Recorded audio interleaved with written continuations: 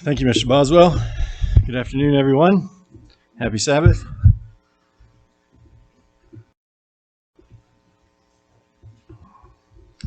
We've all got Passover on the brain. It's getting close, isn't it?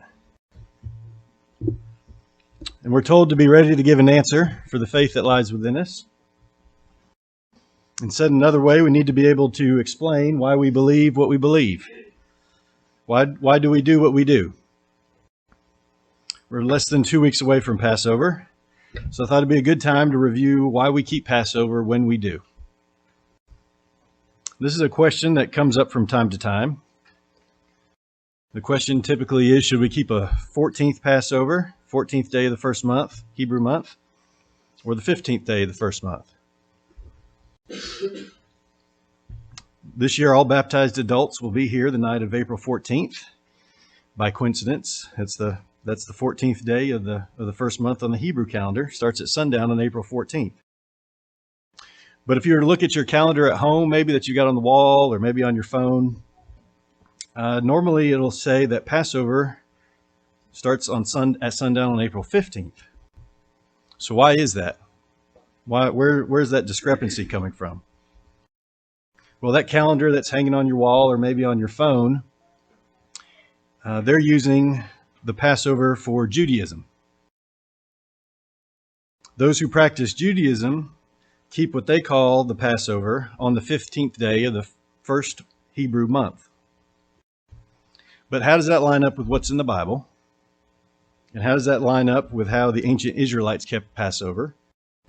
And how does that line up with how Jesus Christ kept the Passover? Well, the best place to start answering some of these questions is in Exodus chapter 12. So if you'll turn with me over to Exodus chapter 12, we'll get started, see if we can answer a few of these questions.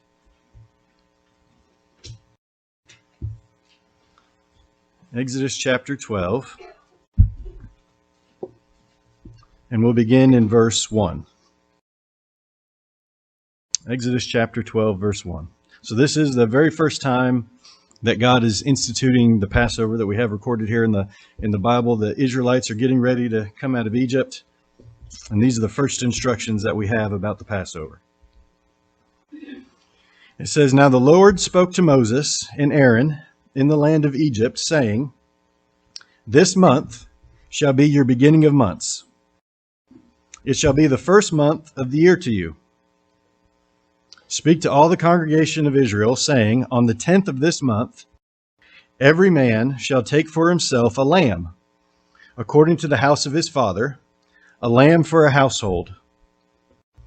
And if the household is too small for the lamb, let him and his neighbor next to him take it according to the number of the persons. According to each man's need, you shall make your count for the lamb. Your lamb shall be without blemish, a male of the first year.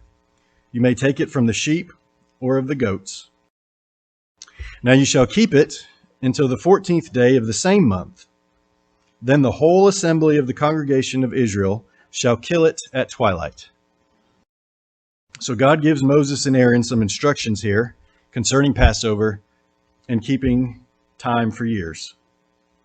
You know, man's decided it's a good time to swap years in the middle of the winter, which doesn't really make a whole lot of sense to me. But God says, no, my year starts in the spring.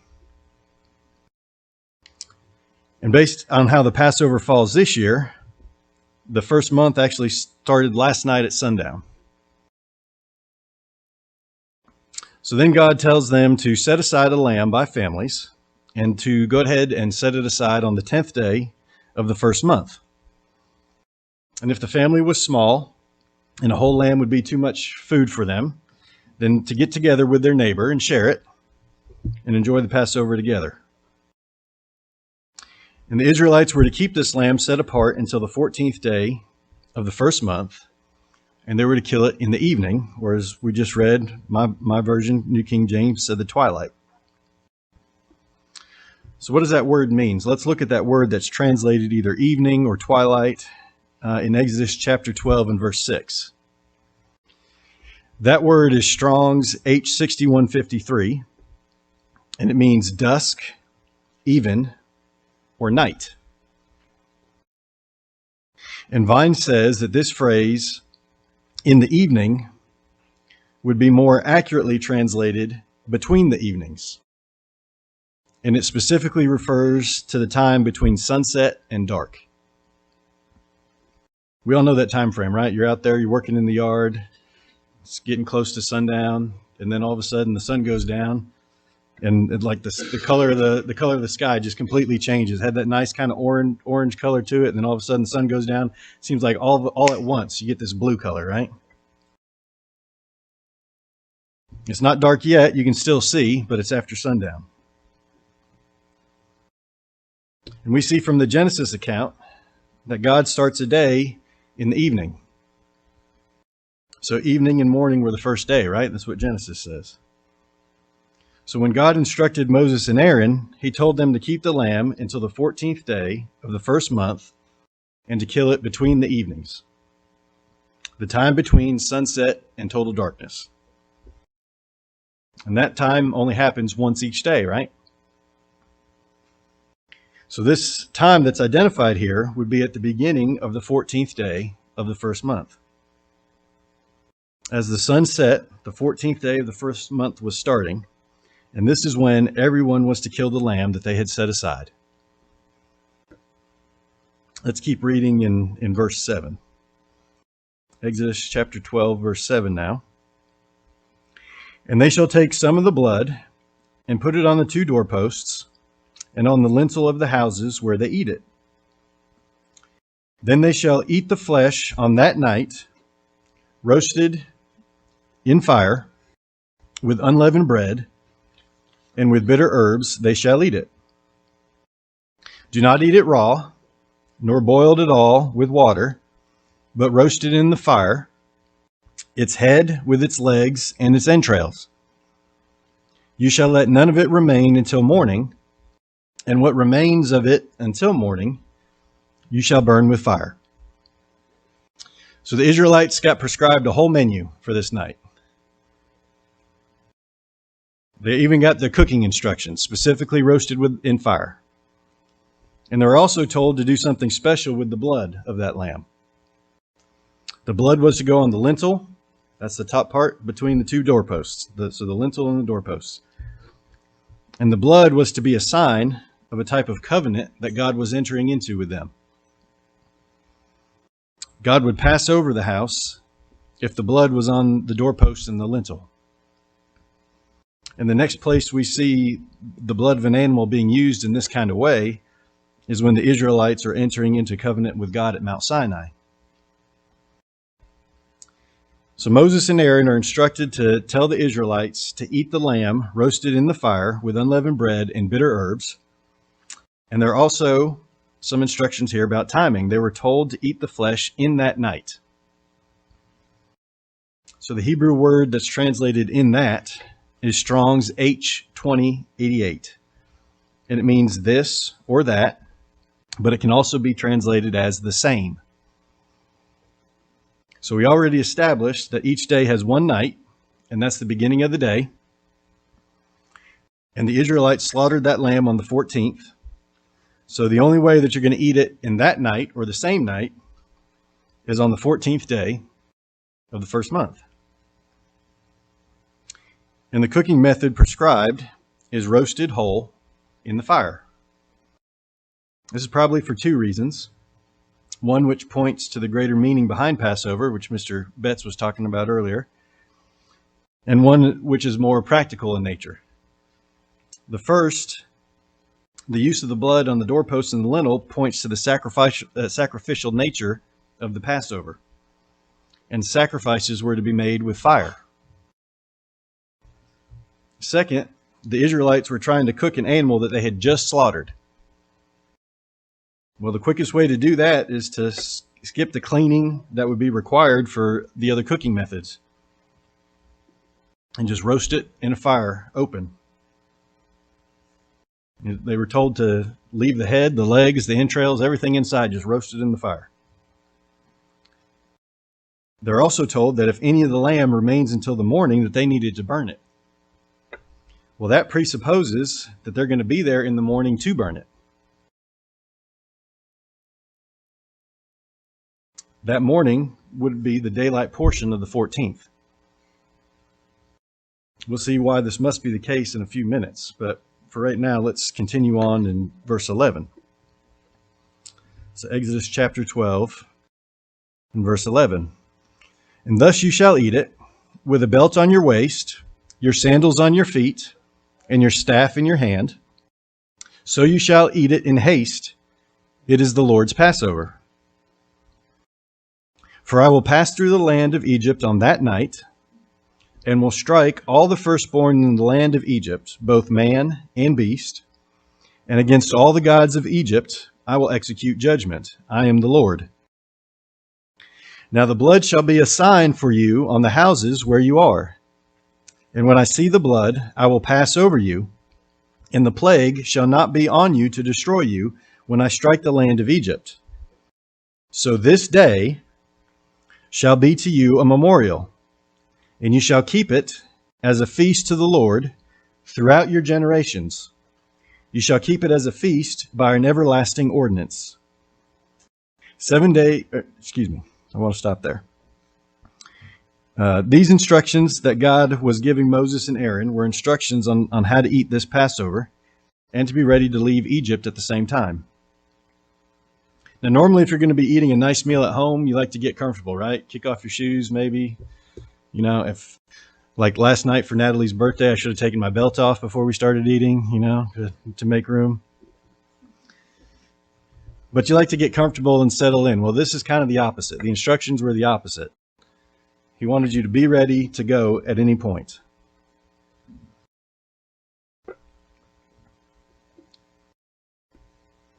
The Israelites were preparing for a long journey, and God wanted them ready to go. Moses had already told Pharaoh that after this next plague that the Israelites would be leaving.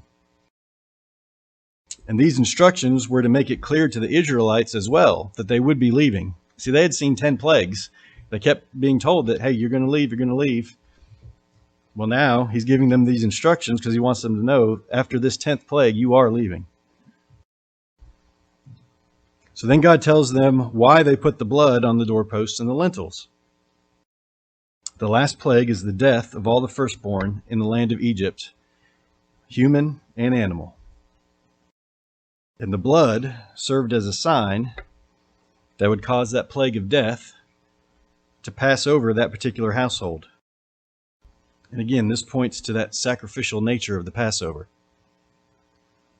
with the blood protecting those individuals from the plague of death, ultimately pointing forward to what Christ would do for us one day. So verse 11 is the first time that God names this feast. And God says it's the Lord's Passover. The word translated Passover is the Hebrew word Pesach. Pesach is Strong's H6452. And the only time it is ever used is when it's referring to the Passover. It's the only time it's ever used. Pesach means an exemption, an omission, to leave undone, to let pass without mention or notice, or to suspend indefinitely. So by calling it the Lord's Passover, what God is telling the Israelites is that this feast is God's omission.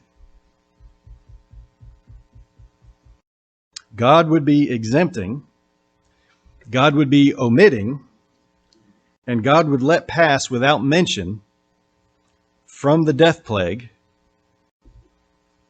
all those who had the blood of the Lamb on their doorposts and lintel.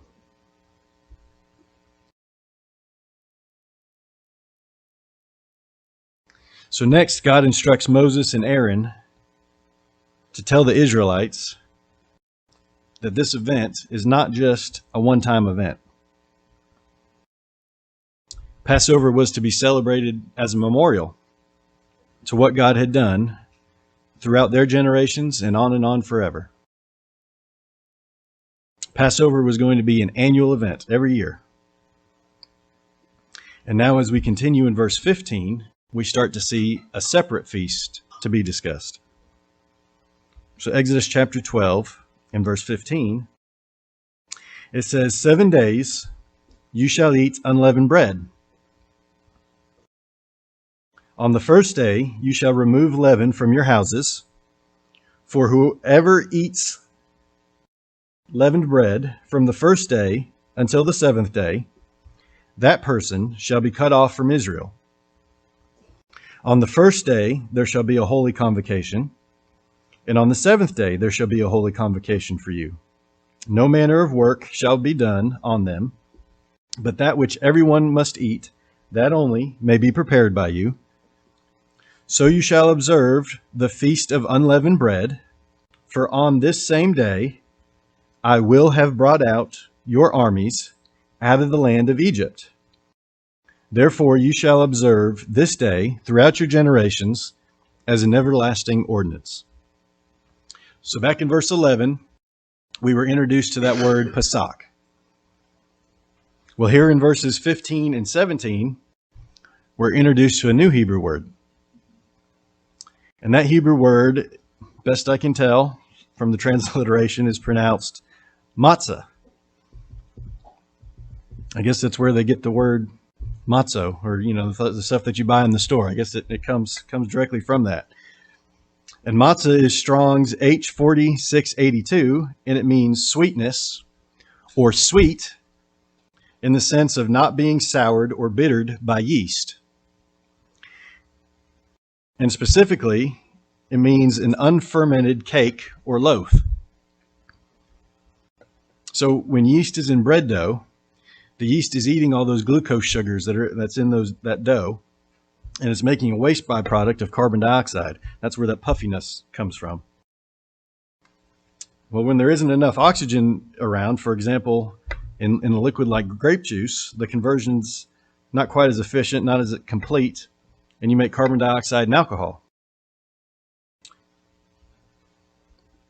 So here the Israelites are told to have another memorial, this time not for Pesach, but the matzah. And they were to observe the matzah because God was bringing them out of Egypt. So in contrast to the Pesach memorial, which memorialized God omitting them from the death plague, the matzah feast memorialized their leaving Egypt. Two separate things.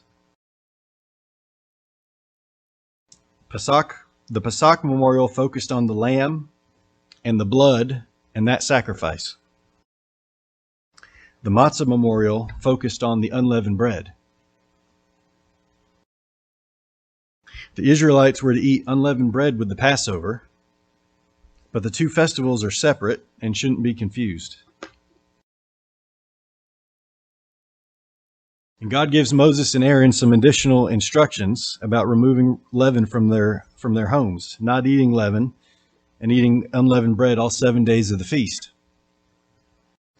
Moses and Aaron then call for the elders of Israel, and they begin to relay these instructions to them. So let's drop down to verse 21, and we'll get a little bit more information about the timing of all this. So Exodus chapter 12 and verse 21. Then Moses called for all the elders of Israel and said to them, pick out and take lambs for yourself according to your families, and kill the Passover lamb. And you shall take a bunch of hyssop and dip it in the blood that is in the basin, and strike the lintel and the 2 doorposts with the blood that is in the basin. And none of you shall go out of the door of his house until morning. For the Lord will pass through to strike the Egyptians. And when he sees the blood on the lintel and the 2 doorposts, the Lord will pass over the door and not allow the destroyer to come into your houses to strike you. So while Moses is giving the instructions that he received from God to the Israelites, he tells them they're not to go out of their house until morning. And the word morning is Strong's H1242, and it means dawn.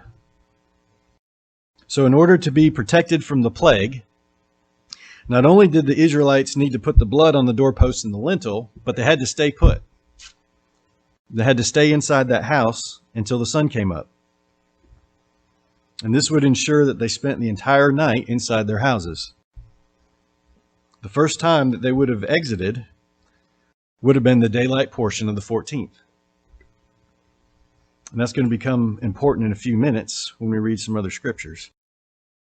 So the Israelites received instructions, and the Bible says they bowed their heads and they worshiped.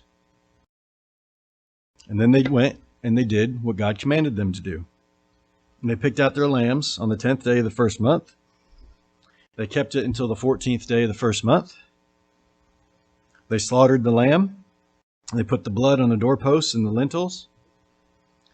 And they stayed inside their homes as they ate the Passover.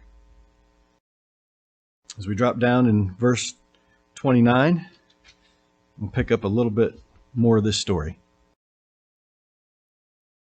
It says, "And it came to pass at midnight that the Lord struck all the firstborn in the land of Egypt, from the firstborn of Pharaoh, who sat on his throne, to the firstborn of the captive who was in the dungeon, and all the firstborn of the livestock.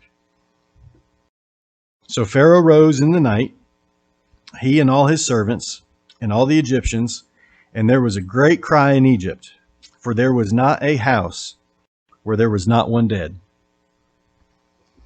Then he called for Moses and Aaron by night, and said, Rise, go out from among my people, both you and the children of Israel, and go, serve the Lord as you have said. Also take your flocks and your herds, as you have said, and be gone, and bless me also." So Pharaoh's tune is a little bit different now. Each time Pharaoh wanted to be the one that set the terms of the Israelites leaving. At first it was, well, just the men can go, and it's like, well, okay, you can maybe some of the women, but leave the kids behind, and maybe a few goats. After this plague, he's not worried about setting the terms anymore. He just wants them out. And after each plague, Pharaoh would have promised to let them go if the plague would just end. And every time that the plague ended, Pharaoh changed his mind. Well, he's not changing his mind after this time. He wants them out. Every household in Egypt had a death. Even Pharaoh himself, his son died. And now Pharaoh wants Moses to bless him on his way out the door. Now it says that Pharaoh called for Moses and Aaron by night, but Moses had told the people not to leave their homes until dawn. So they would not have left their homes until dawn as well. Pharaoh may have called for them, but they didn't leave their homes. Now all the people had eaten the Passover. They were all packed up and ready to go. But as we're going to see, there's quite a few of them. And it takes time to get a mass of people that big moving. Let's drop down to verse 37. And we'll read verse 37 and 42. So Exodus chapter 12, verse 37. It says, "Then the children of Israel journeyed from Ramses to Succoth, about 600,000 men on foot, besides children." Then drop down to verse 42. "It is a night of solemn observance to the Lord for bringing them out of the land of Egypt. This is that night of the Lord, a solemn observance for all the children of Israel throughout their generations." So even though the people were ready to go, 600,000 men plus the women and children, that's a lot of people. And they were not allowed to leave their homes until dawn on the 14th. So all the Israelites assemble, and a mixed multitude, it says, went with them as well. And they start their journey out of Egypt from Ramses. The King James says, "It is a night to be much observed for coming out of the land of Egypt." And the Israelites were to memorialize the night that they went out from Egypt. So when did they go out from Egypt? Well, let's look at two more passages for that answer. The first is in Numbers chapter 33. So let's turn over to Numbers chapter 33.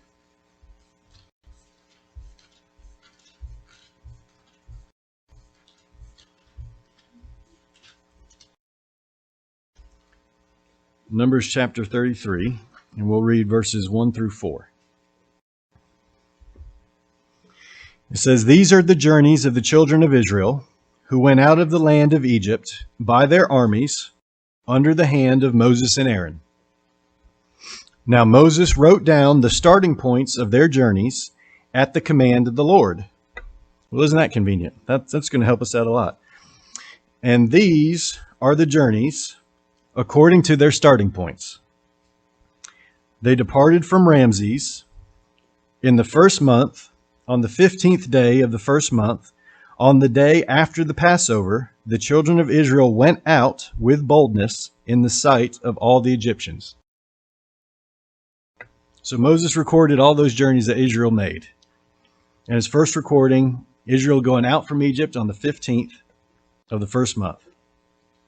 Now, we just read that after Pharaoh told the people to go out, 600,000 men, plus the women, plus the children, all began the journey.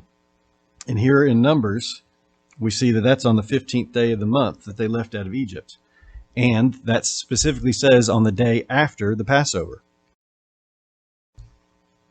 That means that the Passover is on the 14th, right? And when the Passover should be observed. And that's important because of the next verse that we'll read as well. We're going to pick up one more detail in Deuteronomy chapter 16 and verse 1. So Deuteronomy chapter 16, verse 1. We'll read verses 1 through 3. It says, "Observe the month of Abib, and keep the Passover to the Lord your God. For in the month of Abib, the Lord your God brought you out of Egypt by night. Therefore you shall sacrifice the Passover to the Lord your God from the flock and the herd, in the place where the Lord chooses to put his name. You shall eat no leavened bread with it. 7 days you shall eat unleavened bread with it. That is the bread of affliction, for you came out of the land of Egypt in haste, that you may remember the day in which you came out of the land of Egypt all the days of your life." So here in Deuteronomy 16, verse 1, we're told that they went out by night. And we just read that they went out on the 15th day of the first month. They're told not to leave their homes until dawn, after being told to kill the lamb at dusk on the 14th. They had to roast it and eat it in that same night, with shoes on their feet and ready to go on a journey. And they were leaving as fast as they could, but it takes a long time to get that many people moving. So the only timeline that fits together for all of those details is the Passover being sacrificed just after sundown on the 14th, the Israelites eating the Passover on the 14th, the Israelites mobilizing during the daylight portion of the 14th, while the Egyptians were burying their dead, and then finally coming out of Egypt after sundown at the start of the 15th. So when Exodus 12 says to memorialize the day they came out of Egypt, it is talking about a second memorial on the 15th day of the first month, at the start of the days of unleavened bread. And that memorial is different from the Pesach memorial, which is on the 14th. That one memorializes God exempting them from the death plague. That second memorial on the 15th, that's why we keep the night to be much observed. Taking the title directly from the words of the King James Version. We keep it at night at the beginning of the first day of unleavened bread on the 15th day of the first month. So what about Passover in the New Testament? When did Jesus keep the Passover? Well, let's turn over to Matthew chapter 26. Matthew chapter 26. We'll start in verse 2.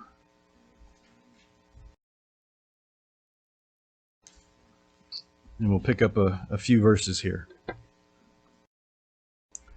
Matthew chapter 26, verses 2 through 5. This is Jesus speaking to his disciples, and he says, "You know that after 2 days is the Passover, and the Son of Man will be delivered up to be crucified." Then the chief priests, the scribes, and the elders of the people assembled at the palace of the high priest, who was called Caiaphas. And they plotted to take Jesus by trickery and kill him. But they said, "Not during the feast, lest there be an uproar among the people." So Jesus here is telling his disciples he's going to be crucified on the Passover. And the Jews who want to conspire to kill him, they're getting ready to do that, but they don't want to do it on the feast day because they didn't want the people to revolt. Now, which day would cause the revolt? Well, the feast on the 15th, the first day of unleavened bread, that one had an explicit command to do no work on it. The Passover on the 14th didn't have such a command. So the Jews were trying to avoid crucifying Jesus on the 15th. So let's skip down to verse 17. Matthew 26, verse 17. Now on the first day of the Feast of Unleavened Bread, the disciples came to Jesus, saying to him, "Where do you want us to prepare for you to eat the Passover?" And he said, "Go into the city to a certain man and say to him, 'The teacher says, my time is at hand. I will keep the Passover at your house with my disciples.'" So the disciples did as Jesus had directed them, and they prepared the Passover. And when evening had come, he sat down with the 12. Now the phrasing in verse 17 seems a little bit contradictory at first, doesn't it? How can it be the Passover and the first day of unleavened bread? Well, the Passover was eaten with unleavened bread. You remember we just read that in Exodus 12. So this was the first time that year that they would have been eating unleavened bread for that holy day season. And in verse 20, the word translated even is Strong's Greek 3798, and it means late or nightfall. And if you follow the events all the way through John, then you find that we're talking about one contiguous day from now until you come to John chapter 19 and verse 31. So let's turn over there. Skip over to John chapter 19. Read verse 31.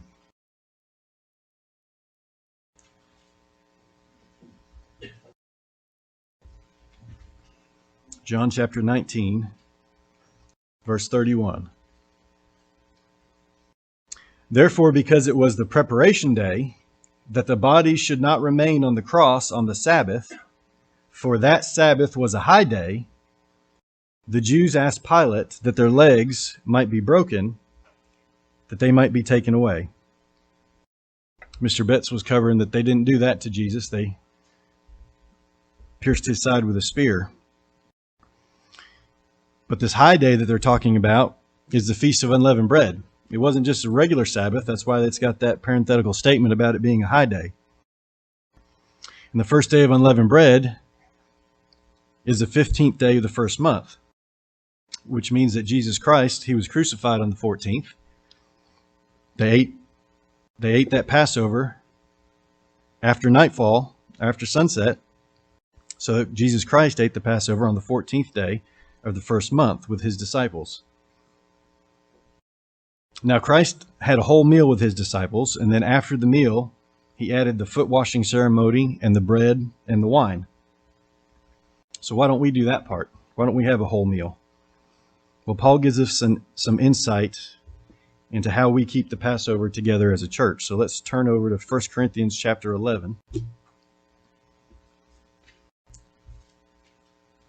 1 Corinthians chapter 11 and verse 20.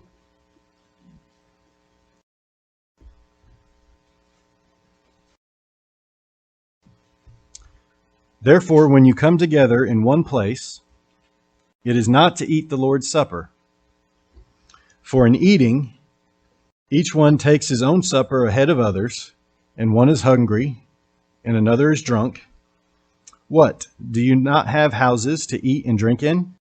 Or do you despise the church of God and shame those who have nothing? What shall I say to you? Shall I praise you in this? I do not praise you. For I received from the Lord that which I also delivered to you, that the Lord Jesus, on the same night in which he was betrayed, took bread, and when he had given thanks, he broke it and said, Take, eat, this is my body, which is broken for you. Do this in remembrance of me.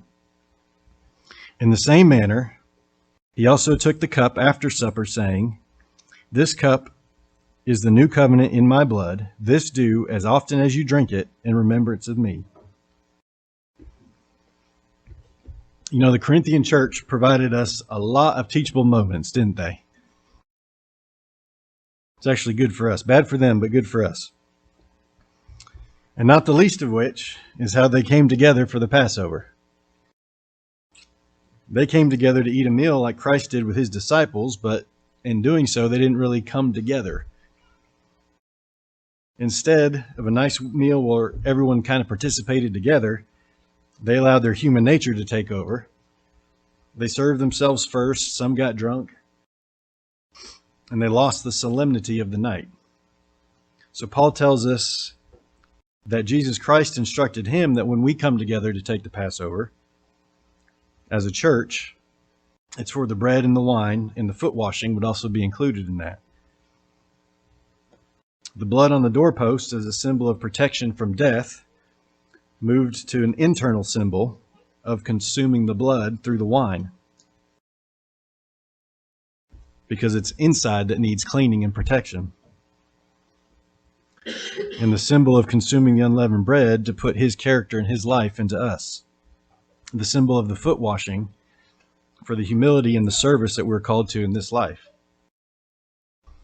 So when you put the scriptures together, here a little, there a little, the picture becomes quite clear that the Passover was kept by Israel on the 14th day of the first month. Jesus Christ kept it on the 14th day of the first month, and that's why we keep it on the 14th day of the first month.